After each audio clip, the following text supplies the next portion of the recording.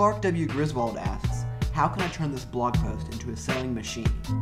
I'm sure it's a good blog post. Well, yeah, I mean, the first thing is, hey, just because it has all of your traffic does not mean it's the right kind of traffic.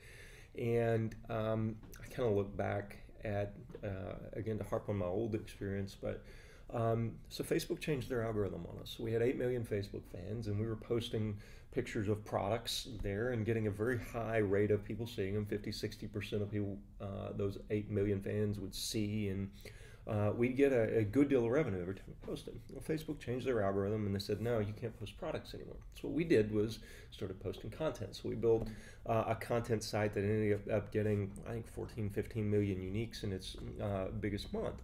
What we realized pretty quickly was, hey, we wrote about the country music lifestyle, and we sold cowboy boots. Well, if we said, hey, Blake Shelton and Miranda Lambert getting a divorce, traffic off the charts, sales, nothing.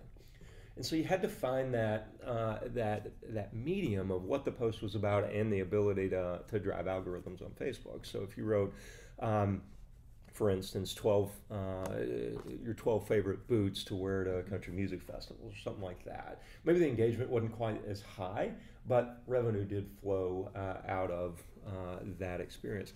And so what we did on the posts that were, let's say, Blake and Miranda getting a divorce, so clearly not in the sell product realm, we made it very focused on gaining an email address. So we'd do an email pop-up and say, hey, sign up, here's a discount. So we try to take it from this very out there, on the fringes of relevant experience to bringing it closer to home. And, that worked a little bit. But, I think it's that. If this is your top converting post, A, is it on topic? If it's not, well, junk it up a little bit and get people, try and push them down the funnel a little bit. And you'll get a little bit of lead gen on that, don't you think? Yeah, especially if you're posting the content, depending on where you're posting, either native or, withholding within your own website, a big thing to understand is that content in and of itself is a great way to introduce. Think about the conversations that you have with people. When you walk up to someone, you're a bad salesman if you walk up and say, buy my stuff. Right. But if you walk in and you start talking to them about football, you create context and you create a relationship with the person that you're engaging with. You then follow up with them within Facebook, within Google. You can retarget on infinite amounts of ways that they engage with you, how long they're on the site. There's so many ways to create the conversation. So being able to, in sales, the best salespeople are people who you never realize you're being sold. And so when you come in and you create context, you create a relationship in the form of cowboy boots. Talking about country music is it's a handshake to get in. And like you said, drive and find ways and find the highest converting way to then translate that into a sale. Well, the thing about that is it can't be done once. Yeah. So if you write one article and it goes nuts and there's this huge viral spike, or it ranks really well in Google and it's just this steady repetitive thing, but it's way up at the top of the funnel and it's not close to the buying decision, well, that is great, but you got to do that like 10 times or 50 times.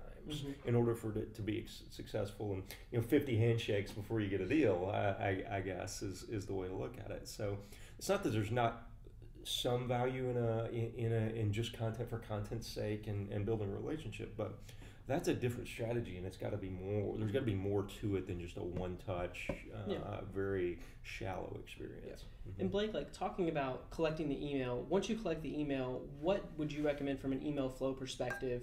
When they collect that and they get that 20% off, 10% off, whatever that is, what are your best recommendations right now that you're seeing for when they come in? Do you feed them another piece of relevant content and then you go in for the ask, or do you go for the ask right away because they're going to unsubscribe if they don't? So I think if they're new to your brand, you need to drop them into a drip that introduces them to who you are.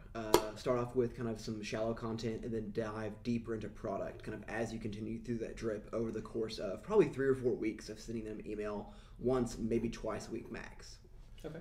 Yeah, that's the key. If you've got someone at the let's say there's 4 steps in the funnel, and they're at the very first step of the funnel with this piece of content.